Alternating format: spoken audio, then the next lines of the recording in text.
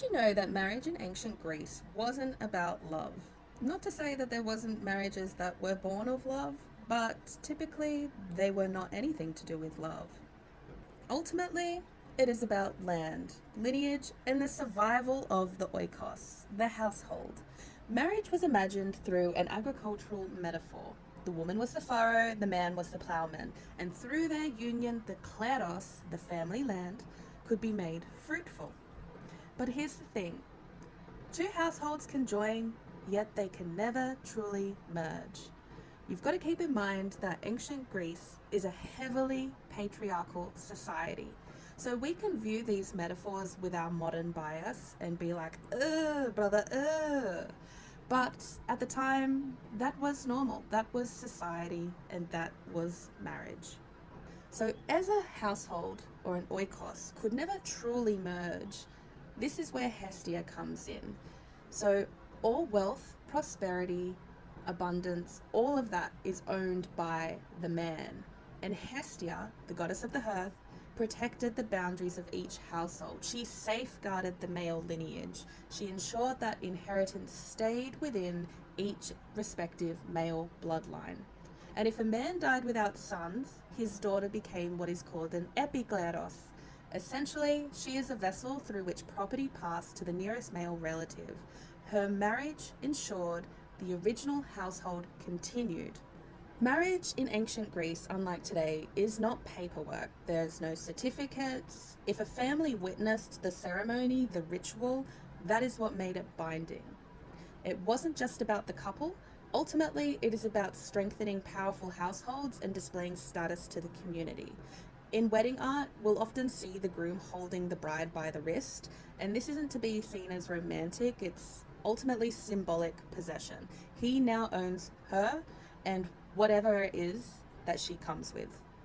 It should also be noted that the brides within the artwork displayed on vases are often depicted to be quite mature. However, that's not the case. It was ancient Greek belief that marrying off girls while they're still young is in her best interest. There was a sickness called wandering womb in ancient Greece, and hindsight, we know this to be puberty, but the cure for wandering womb was ultimately to marry the girl off quite quickly and to have her fall pregnant. The baby would then put weight on the womb and prevent it from choking her while she sleeps, from going to her brain or to her heart. Again, we can say this to be puberty, but at the time they thought that the womb was legitimately going to wander throughout the body. The ritual of the wedding itself lasted for 3 days. The first day was all about preparation, and this was called proolia. Sacrifices and dedications were made to the gods. Sacrifices were made to Artemis, thanking her for protecting the bride's girlhood, while offerings to Aphrodite were also made, which was welcoming the girl into her womanhood. The bride's hair was often cut, so for instance in Sparta it was shaved down to the skull. Another tradition of ancient Greece, as soon as they hit puberty, they would often be wearing girdles, and upon the first day that girdle would actually be removed, and again dedicated to goddesses and virginal heroes. So Casey Mason makes mention in The Nuptial Ceremony of Ancient Greece and the Articulation of Male Control Through Ritual about a very modern, standard, unpleasant ritual that would take place on the night of the proolia. I'm not comfortable talking about that on here. I think that that might be too uncomfortable and too triggering, especially with everything that's going on in the world. So I would encourage you to read that book, or that article rather, and discover it for yourself if you would like. Again, unfortunately, I'm just not comfortable talking about it on here. I think that it's too triggering, but anyway. The morning of the gamos, which was on the second day, the gamos being the day of the wedding itself, inclusive of wedding feasts, the bride in the morning would be bathed within a lutrophoros. This is a special vessel, and the water that was actually contained and chosen to be within that lutrophoros was dictated by where the wedding was held, and it was thought that the source of the water would aid the couple in the fertility of their marriage. It is not known whether the man had to go through any of these ritual bathings, as he was considered to already have entered manhood, whereas this was almost the ceremony of the woman, or rather the girl, turning from child to woman, and therefore the bath is particularly important for her experience. A nymphokormos, the special bridal attendants, would aid the bride in getting ready and dressed for the wedding itself. This was an opportunity for the richer folks in town to show off their wealth. The bride would wear jewelry, such as necklaces, and a crown known as a stefane. Vase paintings typically depict the stefane being made from various metals. However, an interesting passage from Plutarch actually describes it being made from asparagus. I'm going to read you the little excerpt from Plutarch in Moralia. So, for this plant yields the finest flavoured fruit from the roughest thorns, and so the bride will provide for him who does not run away or feel annoyed at her first display of peevishness and unpleasantness, a docile and sweet life together. So again, ultimately, the use of asparagus comes down to the control of the bride, keeping in mind that ancient Greece is heavily patriarchal. Now comes the gamos itself, which is the actual feasting ceremony. This took place at either the bride or the groom's house, where both men and women would sit at the same table, however on different sides, and this was particularly uncommon, but a common ritual for wedding ceremonies themselves. Ultimately, the general vibe of the wedding was partying, merrymaking, jovial, like we're thinking, let's dance the night away, fam. Then followed the procession.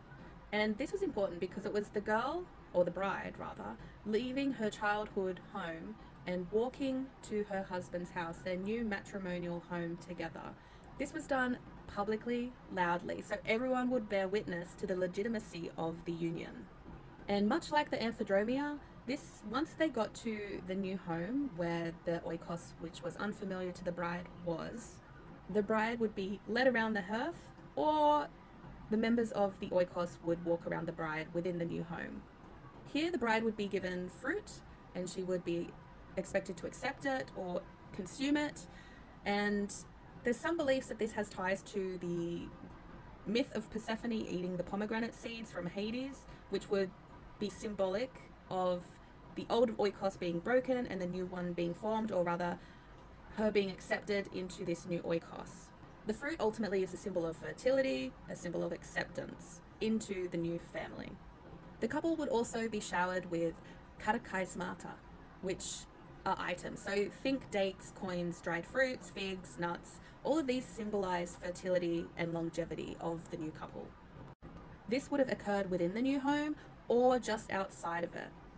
Ultimately, the gift giving, the fruit giving, the feasts all centered around the bride being fertile to be able to give children, and particularly male children is what were wanted, which is where the ritual that occurred within Poralia that I did not want to discuss comes into play as well.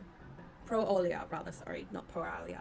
Now this second day was a huge day, massive day, because not only have we gone through a ritual bath and a feast and then gift giving and a joining of the oikos, consummation of the marriage was then expected as well.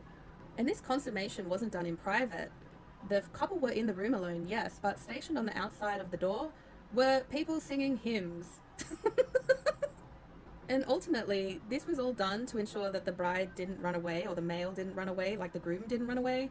No one was to escape. The consummation had to occur. The third day is Apolia, and much like we would give gifts when people move to a new house or at a wedding, this is what that day is centered around. The bride would receive gifts in that she would need to build the household and the oikos up. The bride was also expected to have and hold a feast for all of the closest male relatives of her new husband, and this would set up the foundation of her oikos being built, as well as legitimize the wedding at all.